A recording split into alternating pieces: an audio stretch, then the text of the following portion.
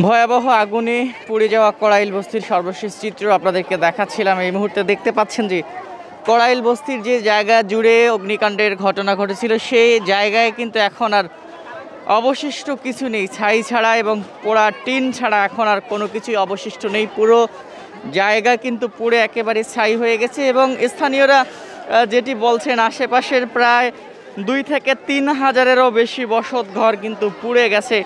এই পুড়ে যাওয়া ঘরে এখন আর অবশিষ্ট কিছু নেই। তবে সর্বশেষ যদি এই পুড়ে যাওয়া ঘরে কিছু পাওয়া যায় সেগুলো সর্বশেষ সম্বল হিসেবে অনেকেই যাদের এই রুমগুলোতে তারা জমা রেখেছিলেন বিশেষ কিছু, সেগুলো কিন্তু এখন খুঁজে ফিরছেন অনেকে, তেমনটি কিন্তু আমরা দেখতে পাচ্ছি। এবং সব মিলিয়ে কড়াইলে যে অগ্নিকাণ্ডের ঘটনা ঘটেছিল এখন পর্যন্ত আমরা যেটি জানতে পেরেছি যে গ্যাসের সিলিন্ডার বিস্ফোরণের মাধ্যমে এই অগ্নিকাণ্ডের ঘটনা ঘটে। আরেকটি বিষয় আপনাদেরকে যদি বলি, এই যে কড়াইল বস্তিতে প্রত্যেকটি ঘরে কিন্তু গ্যাসের সিলিন্ডার ছিল, যার কারণে আগুন নেভাতে ফায়ার সার্ভিসকে বেগ পেতে হয়েছে।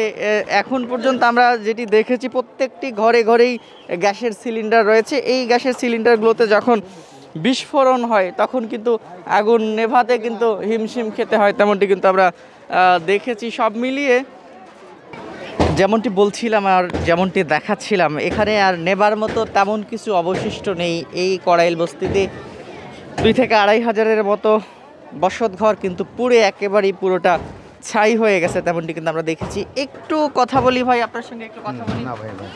এবং অনেকে এমন পর্যায়ে এসেছেন যে তাদের অনেকেই কথা বলতে পারছেন না, অনেকে বাকরুদ্ধ হয়ে গেছেন, যেহেতু জীবনের সমস্ত সম্বল তাদের পুড়ে একেবারে ছাই হয়ে গেছে।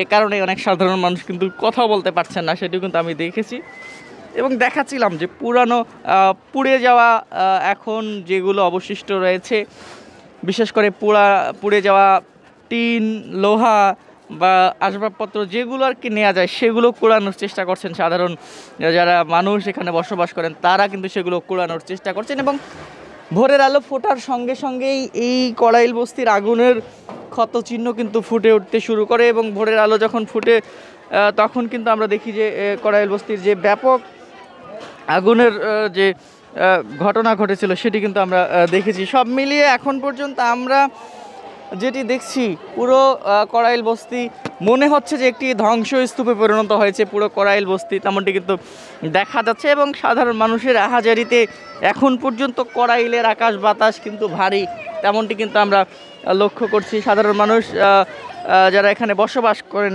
মূলত নিম্ন আয়ের মানুষেরা, তারা বলছেন যে জীবনের সব কিছু হারিয়ে এখন তারা দিশেহারা, কি করবেন, কি খাবেন, কিভাবে কোথায় থাকবেন, রাত কাটাবেন কোথায়, ছেলেমেয়েদের কিভাবে পড়াশোনা করাবেন বা খেয়ে বাঁচবেন কিভাবে, সেটি কিন্তু এখন পর্যন্ত তারা নিশ্চিত করে বলতে পারছেন না। তো এই ছিল এখন পর্যন্ত কড়াইলের সর্বশেষ পরিস্থিতি।